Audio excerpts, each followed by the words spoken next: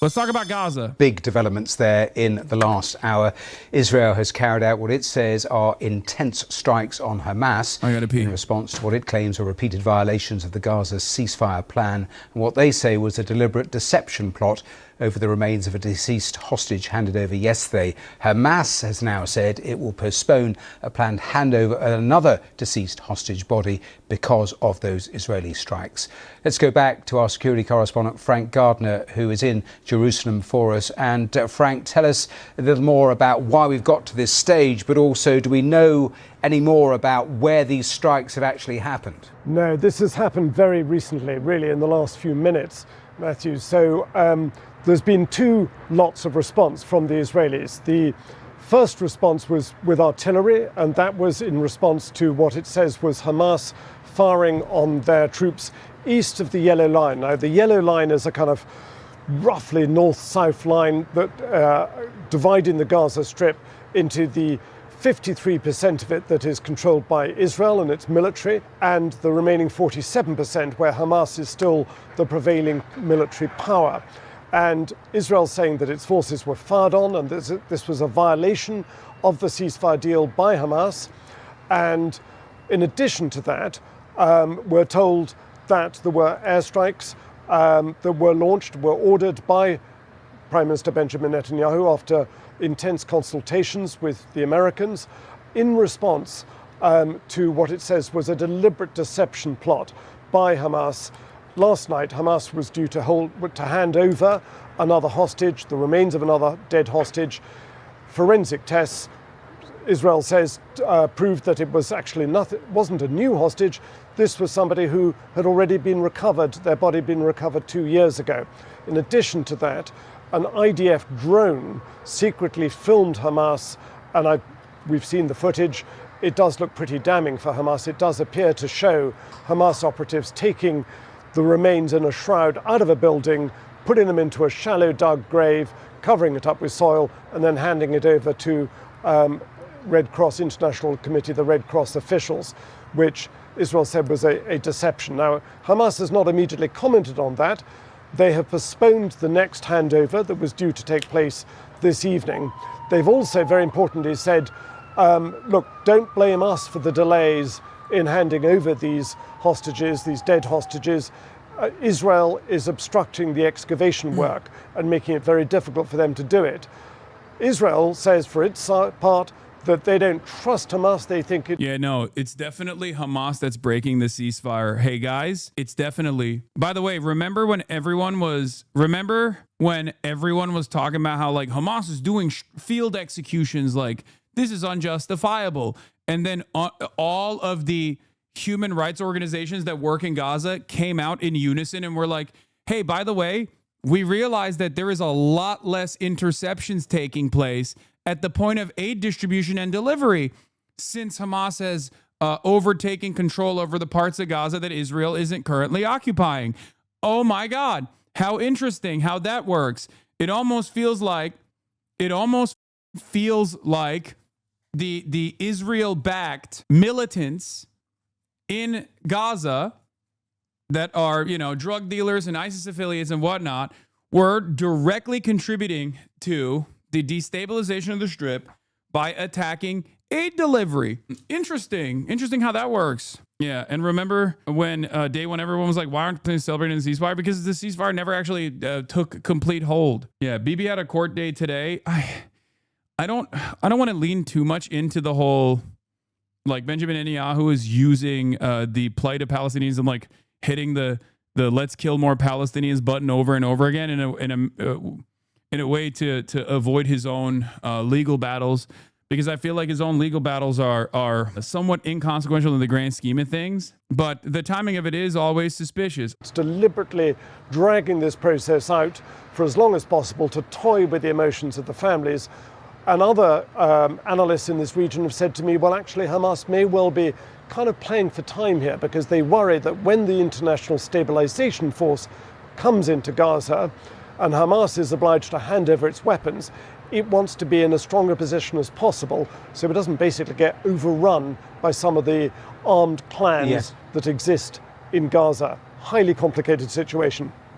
Frank, in terms of the American position, are you clear about that? Because since the ceasefire plan was signed up to, they have actually at different points said that and have acknowledged that actually it will be difficult in part for Hamas to retrieve the bodies because of the rubble and all the rest of it.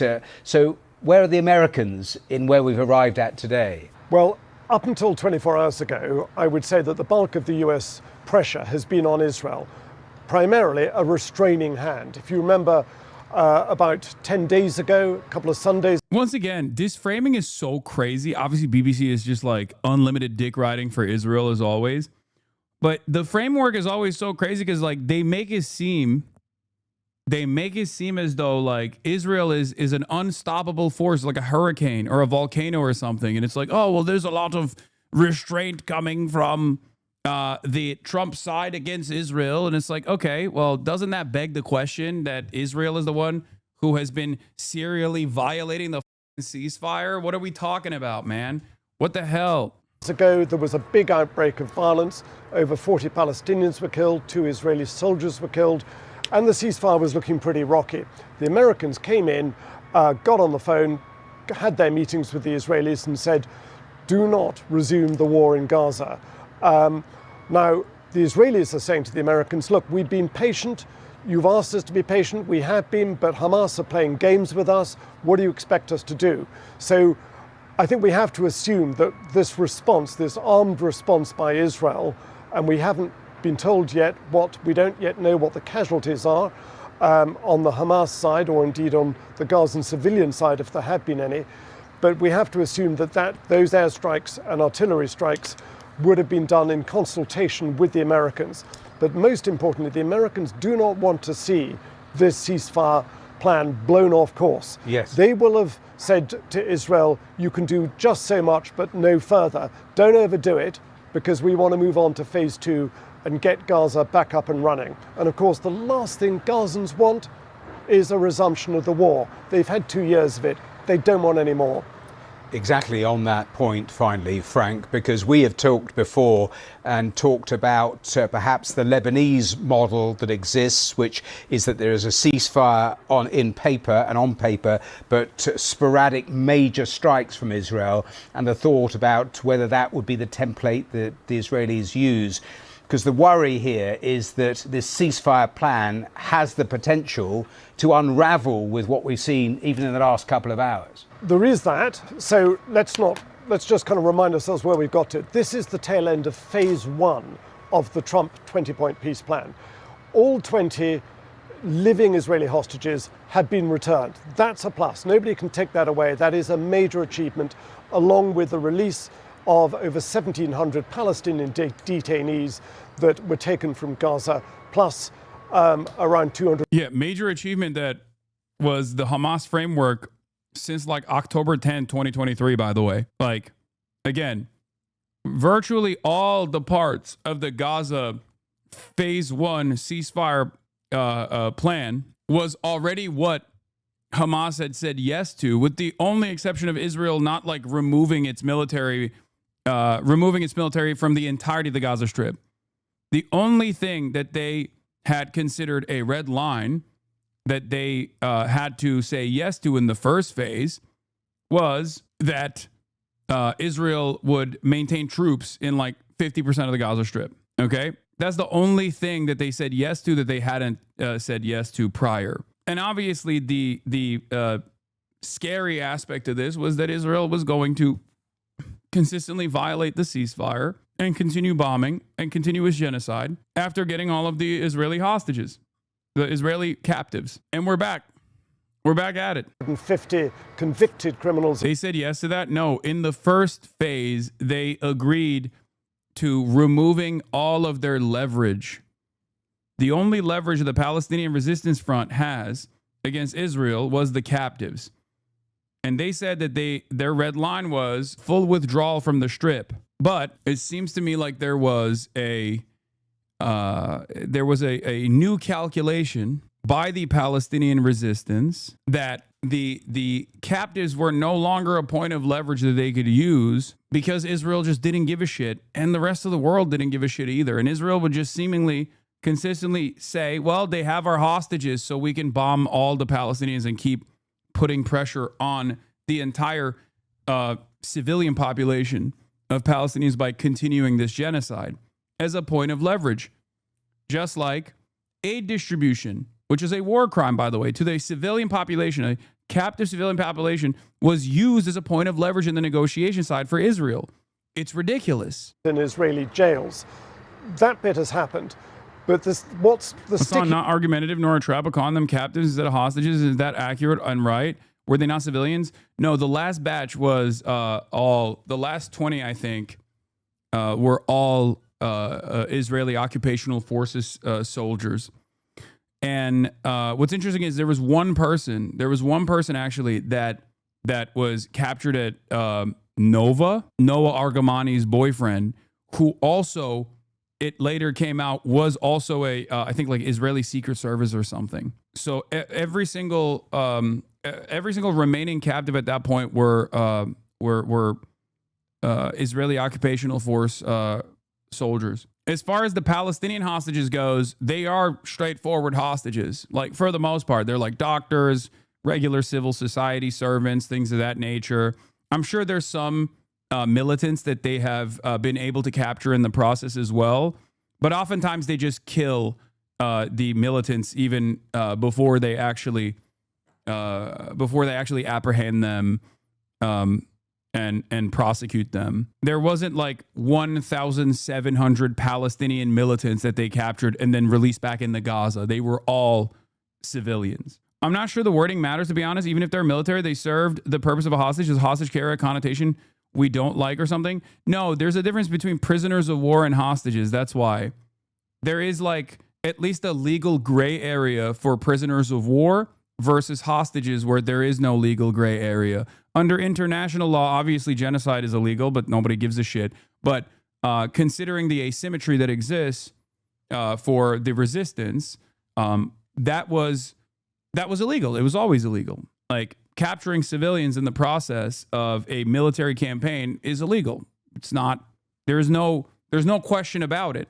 Now, of course, when you look at the legality of the actions of a resistance group, you have to match that with what they are facing, right? The severity of the crisis. If you're looking at like 75 years of apartheid and occupation and sovereignty over this indigenous population, then of course the dynamic shifts a little bit. It's like looking at the Nat Turner Rebellion and then not matching that up against the severe death and destruction that black people faced under chattel slavery, and simply just looking at that in and of itself and going, wow, that was really up. They slaughtered babies in their cribs, right? Like, what the that's crazy. They slaughtered white babies in their cribs. Like, yes, it was brutal. Yes, it was horrific. Having said that, the legalized practice of chattel slavery was so far and beyond more horrific than the singular act of violence that was born out of the Nat Turner Rebellion, that like it doesn't even make a blip, right? That's the reason why you look at like ANC and the way that they dealt with collaborators as opposed to the legalized practice of apartheid, and you say, okay, well, you know, there is a much, at least throughout history, people have overall, when they are atoning for what the resistance has done in the process of liberation, they oftentimes will be much more charitable to the resistance front and the actions, no matter how violent they are, because they understand that the violence that they were subjected to, that they were trying to end, is far more consequential and systematized. The point now is ongoing sporadic violence between Hamas and Israel. I know what a POW is. They didn't take them as POWs with the rules and regulations that POW status entails. I might be missing something, but I don't really understand why the term hostage is diminishing the Palestinian cause. Captive is also fine. Prisoner is fine, but why hostage bad, Jen? No, I'm explaining it to you. No, like kidnapped from a tank, okay? That's what I always think about. Like Nimrod Cohen was kidnapped from a tank, right? Now, no disrespect, because I think Nimrod Cohen's dad is like a pretty strong advocate for ending the occupation. But like the reality of the matter is you can't get kidnapped from a tank. You can't be a hostage if you were apprehended inside of a tank. Okay? You are literally a prisoner of war in that situation. Like that's, do you see what I mean? Like that's, words do matter in that regard. Like a non-combatant that is a IDF reservist or a non-combatant that is taken in the process of when they're, what's the term, hors de combat or whatever, like when they're not, there's an international designation for this under international rules where a soldier that is not in the process of doing soldier duties are still not are still not considered like enemy combatants. My point is, it just doesn't matter when it comes to Israel anyway, right? Like we are trying to make sense of all of it within the framework of international law, but let's be real. International law is not worth the paper that is written on when it comes to whatever the Israel wants to do. Inside Gaza Strip, and this yellow line that has got the two sides very close to each other, plus the fact that Hamas has yet to hand over the remaining remains of dead hostages, and this deep suspicion on the Israeli side that Hamas's excuses are not genuine. They do not believe, the Israelis simply don't believe that Hamas is doing its best to find them and hand them over. They say they've got evidence that Hamas knows exactly where all the bodies are buried. It's simply toying with people's emotions. Hamas is saying, cut us some slack. Our, Gaza Strip is rubble. Much of it is reduced to, some of these bodies are buried under tons of rubble. It's going to take a while. We need excavation equipment, which the Egyptians have sent, and don't obstruct us. We need time to find them. So it depends which side you want to believe. Frank Gardner, live for us there in Jerusalem. Thanks for bringing us right up to date. Thank you. Before we get to the New York City mayoral race, like that's the latest updates from Israel, which is unfortunately the type of update that we're very familiar with, where one side ceases and Israel fires. This is exactly what happened in Lebanon as well. This is exactly what happens all over the place because Israel gets to operate within the confines of American protection. That is the reason why it is more important than ever to basically stress the Trump administration and the American side to forcibly put the restraints on Israel because they're violating Trump's big, beautiful deal and potentially violating Trump's big, beautiful Gulf deals that might come along in the aftermath of this ceasefire. So it's imperfect. It sucks. Like, who gives a shit about the narcissistic man-child? But what is this? It's interesting how Hasan uses the word resistance. I absolutely agree with what Israel has done as genocide and terrorism, but isn't calling what I perceive as Hamas something relatively positive as resistance? Aren't they a terrorist just like Israel government and Zionists? No.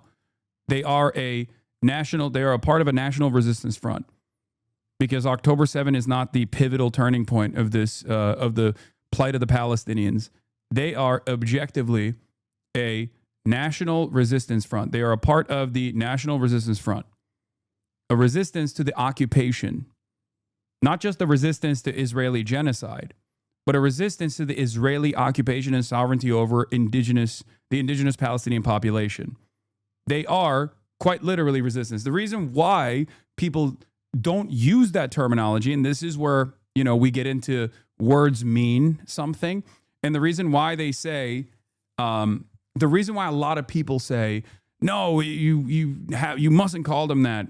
You have to call them terrorists is because terrorism is a loaded term. It's a vague term, and it is a term designed to deny the people any sort of due process so they can be destroyed. They can be killed. And in Israel's case, they can even end up collateralizing all of the other civilians that are around what Israel has declared and what the American government continues to say are terrorists. Okay?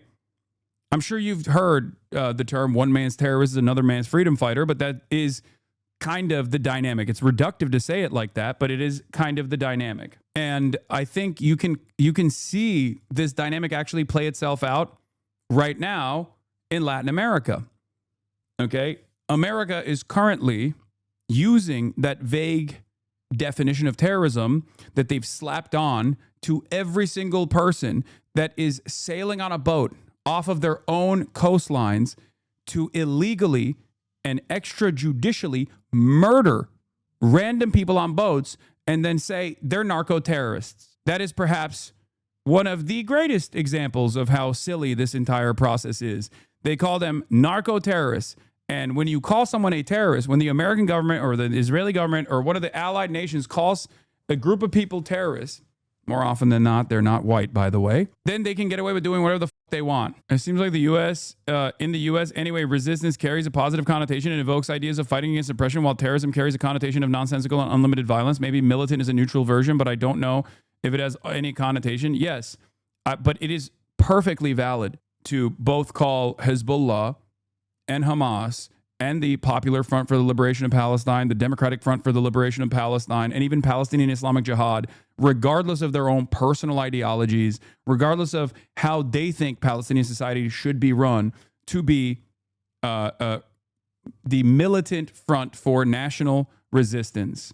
For Hezbollah, it is a Shia paramilitary group that was designed specifically to fight back against Israeli incursion inside of Lebanese borders and to also protect the Shia population against sectarian violence that was taking place, oftentimes directed by Western leadership and specifically by Israel, right? As far as Hamas goes, as far as all of these groups go, if you look at the actual history of the term terrorist ever, the term terrorist being utilized, the first time that it was ever found as a legal definition was actually in response to, I believe, the PLO. So, ironically enough, we started calling Palestinian resistance groups terrorists all the way back decades prior to the term becoming much more broadly accepted in the aftermath of the war on terror after 9/11. No, it's not back in the 90s. It's even before then. Actually, the DFLP hasn't been designated a terror org for multiple decades.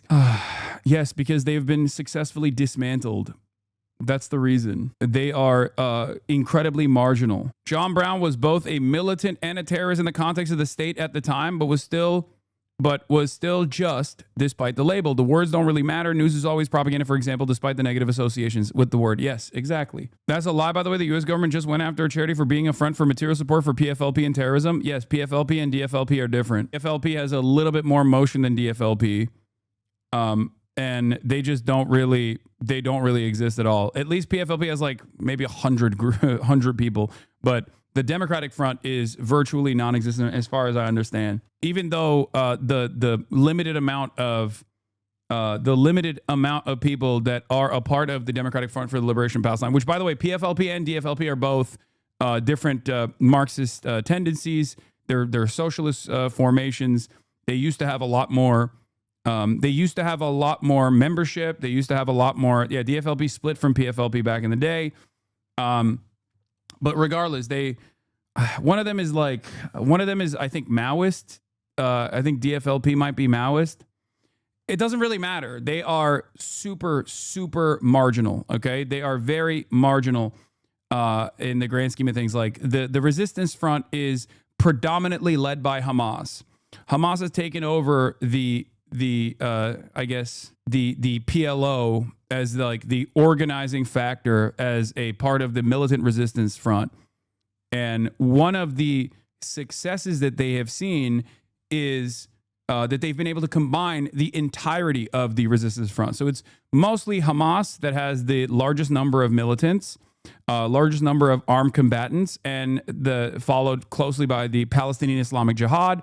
Hamas, however, unlike the Palestinian Islamic Jihad, also has a civil governance component in Gaza, whereas the Palestinian Islamic Jihad is not a real party anymore. Like they have no interest in, at least in the last like couple of decades, they have not necessarily had any sort of investment in operating as a part of the political infrastructure of Palestinians. They are more so a militancy.